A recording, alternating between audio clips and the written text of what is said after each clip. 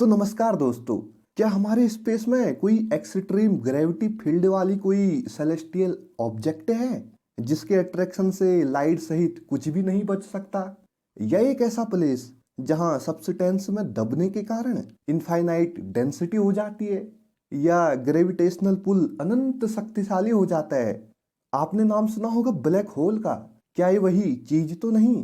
क्योंकि ऐसा कहा जाता है कि ब्लैक होल एक ऐसा प्लेस है जहां फिजिक्स का कोई रूल लागू नहीं हो सकता। और जैसा हम जानते हैं कि एक्सट्रीम ग्रेविटी होने के कारण यहाँ से लाइट भी वापस नहीं आ सकती।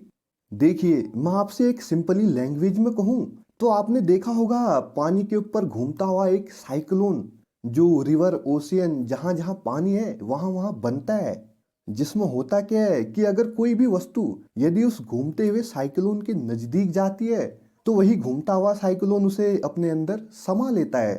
आपने कभी कभी ऐसे इंसिडेंट सुने होंगे कि एक व्यक्ति रिवर में नहाने गया, लेकिन एक ऐसी चीज जिसने उस व्यक्ति को घुमाते हुए पानी के नीचे धकेल दिया, जहां से व्यक्ति वापस नहीं आ सकता। खासकर ये इंसिडेंट बच्चों के साथ होते हैं क्योंकि उन्हें इस चीज का पता नहीं होता। और बात रही बड़े लोगों की, तो experience is the most important. शायद यही तो होता है। तो इसी साइक्लोन की तरह आप ब्लैक होल को समझ सकते हैं, जिसका नाम सुनते ही काली जगह का एहसास होता है, जहां यही चीज और गहराई में जाने पर इस काले रंग को और डार्क बनाती रहती है। अब यहाँ पे कहा ऐसा जाता है कि ब्लैक होल का निर्माण एक अजीबोगरीब तारे में होता है, जहां से हमारे लिए एक तारे के होल लाइफ साइकिल को समझना इम्पोर्टेंट हो जाता है। ये तो हम जानते हैं कि किसी गैलेक्सी में न केवल मिलियन स्टार्स होते हैं, बल्कि अत्यधिक मात्रा में गैस और धूल भी होती है, जिसे नेबुला कहा जाता है। और इस नेबुला में मौजूद सर्वाधिक मात्रा में हाइड्रोजन व हीलियम के अणु होते हैं। और गैलेक्सी में गैस और धूल के ये एरिया स्टार्स के बीच के स्थान में स्थित रहते हैं, जिसके बाद गैस और धूल के बादल धीरे धीरे एक साथ आने लगते हैं तथा किसी डिस्क के आकार में गति करते हैं, और जहां से धीरे धीरे सारा मास डिस्क के केंद्र की ओर इकट्ठा होने लगता है तथा अपनी ही ग्रेविटी फोर्स के कारण सेंटर में न्यूक्लियर फिजन जैसी घटना को जन्म देते हैं, जहां से किसी स्टार का निर्माण होता है। और जैसा हमें पता है कि अर्थ पर मौजूद किसी भी वस्तु का एक निश्चित जीवन काल होता है, और जो हमें यूनिवर्स में ग्रह, गैलेक्सी और स्टार्स दिखते हैं उनका भी एक निश्चित जीवन काल होता है।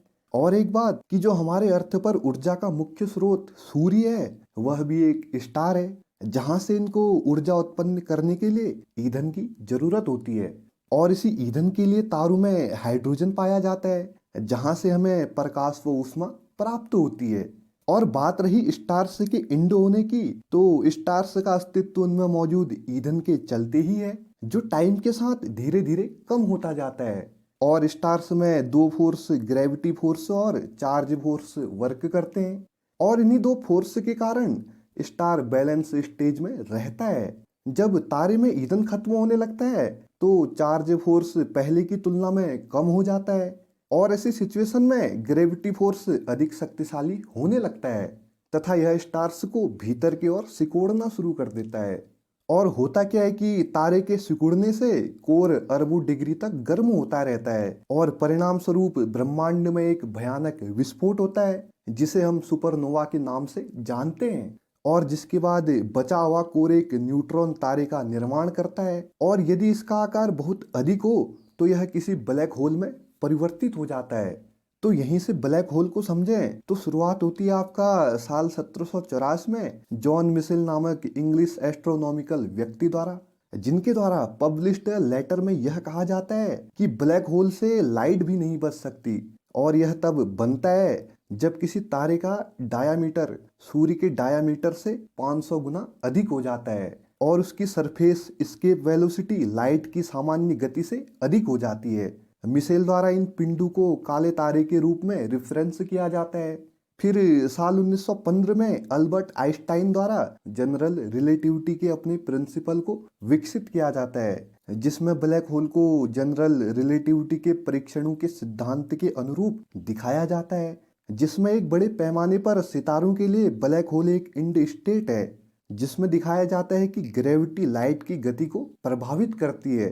फिर साल 1930 में Indian physics astronomer Subrahmanyan Chandrasekhar यह बताते हैं कि यदि किसी तारे का द्रव्यमान 1.4 या उससे अधिक है तो ऐसे तारे सुपरनोवा जैसी घटना द्वारा नष्ट हो जाते हैं तथा अपने द्रव्यमान के आधार पर न्यूट्रॉन क्रेट या ब्लैक होल में परिवर्तित हो जाते हैं।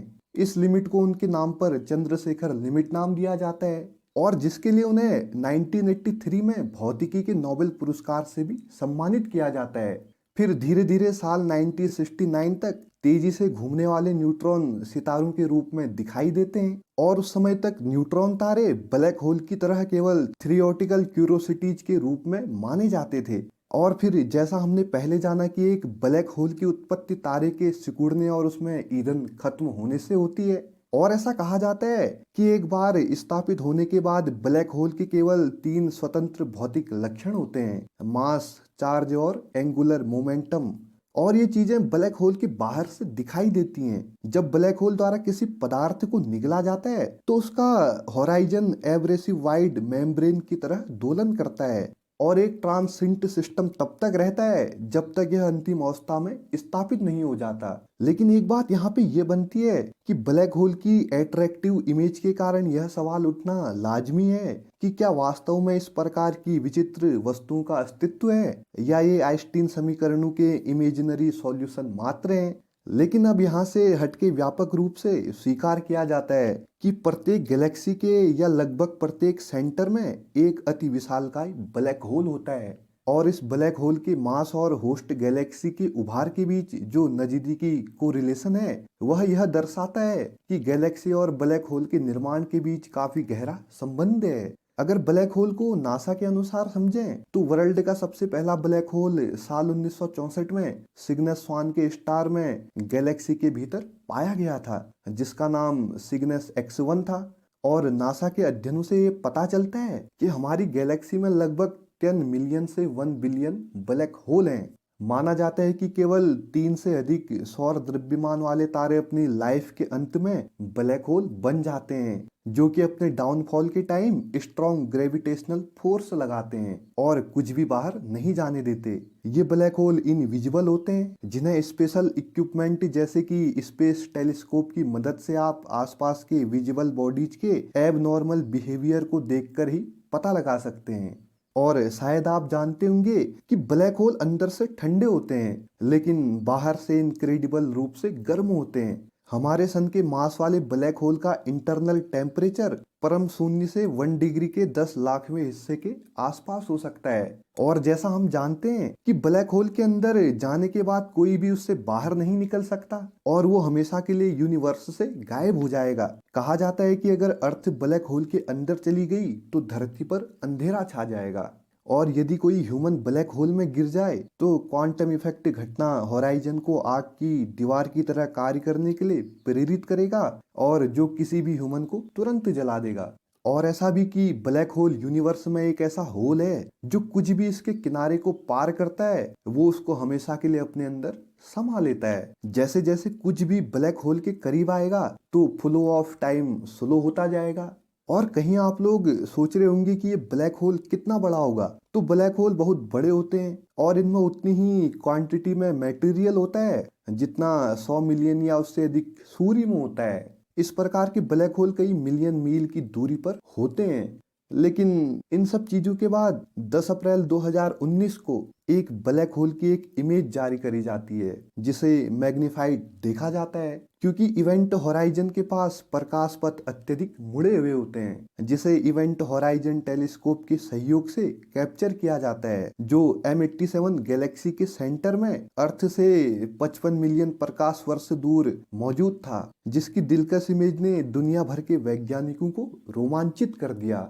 कहा जाता है कि यह ब्लैक होल सूर्य के द्रव्यमान का 6.5 अरब है। इसकी इमेज को लेने के लिए वर्ल्ड के 8 भू आधारित रेडियो टेलीस्कोप का उपयोग किया जाता है और इन 8 अलग अलग टेलीस्कोपों को इस प्रकार व्यवस्थित किया गया था कि जिससे ये अकेले टेलीस्कोप की भांति वर्क करने में सक्षम थे।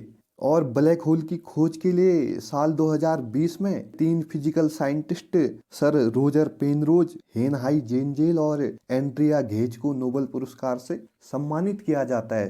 तो ये थी कुछ बातें ब्लैक होल के बारे में। तो होप करता हूँ आपको ये चीज़ें सारी अच्छी लगी हो। अगर ये जानकारी आपको अच्छी लगी तो वीडियो को लाइक और चैनल को सब्सक्राइब जरूर करें। धन्यवाद।